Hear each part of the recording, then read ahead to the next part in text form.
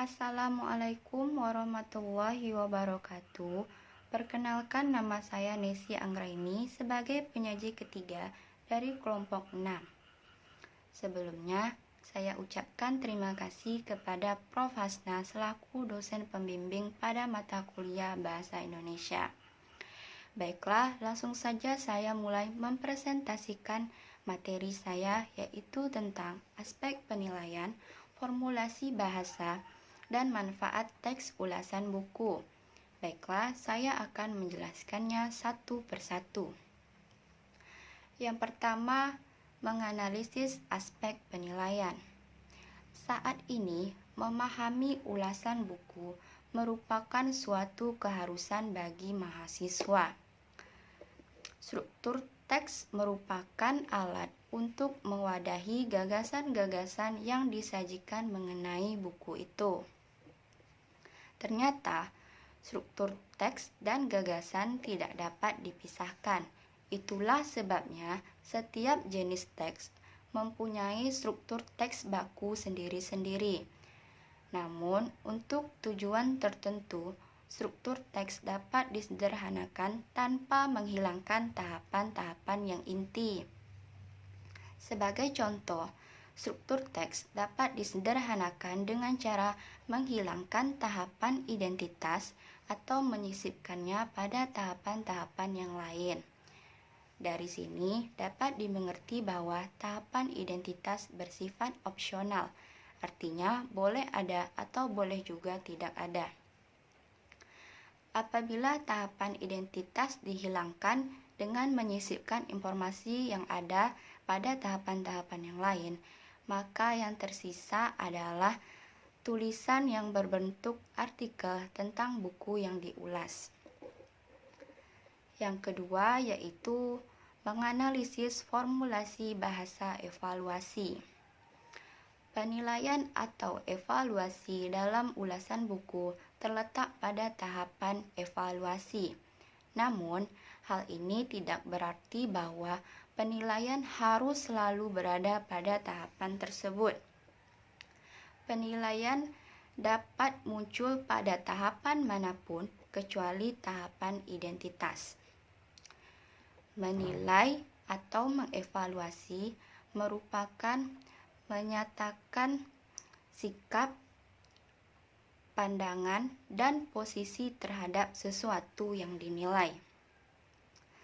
Pandangan, sikap, dan posisi penilai sulit didefinisikan secara terpisah-pisah.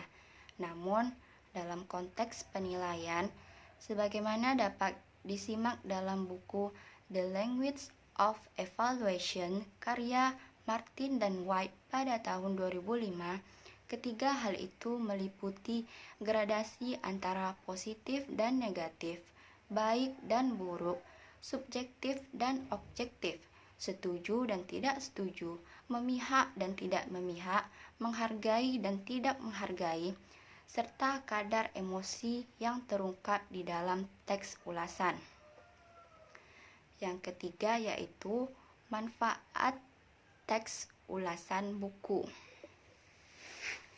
Untuk dapat mengungkapkan isi buku atau materi yang Anda ulas, Anda harus mempunyai keterampilan dalam meringkas. Dari beberapa ringkasan Anda dapat membuat sintesis teori, dan sintesis teori itulah yang akan Anda sajikan pada bab landasan teori atau tinjauan pustaka pada proposal penelitian. Dalam membuat sintesis gagasan, skripsi, artikel ilmiah, laporan penelitian, atau menulis proposal penelitian, maka Anda harus dapat meringkas satu buku atau satu karya menjadi beberapa kalimat saja. Untuk membuat sintesis teori, beberapa teori yang Anda peroleh dari meringkas sejumlah sumber tadi, maka hasil yang Anda peroleh dari ringkasan itu, kemudian Anda banding-bandingkan dan Anda kritisi. Salah satu cara yang ditempuh adalah mengajukan pertanyaan-pertanyaan dan sekaligus jawaban-jawaban yang memungkinkan. Pada akhirnya, Anda akan mengetahui apakah sintesis teori itu membantu memecahkan masalah Anda yang Anda ajukan dalam skripsi. Pada tahapan inilah Anda akan menyadari bahwa membaca dan menganalisis sumber pustaka merupakan keterampilan yang Anda butuhkan. Baiklah, sekian yang dapat saya sampaikan. Apabila ada kesalahan, saya mohon maaf. Wabillahi taufiq wal hidayah. Assalamualaikum warahmatullahi wabarakatuh.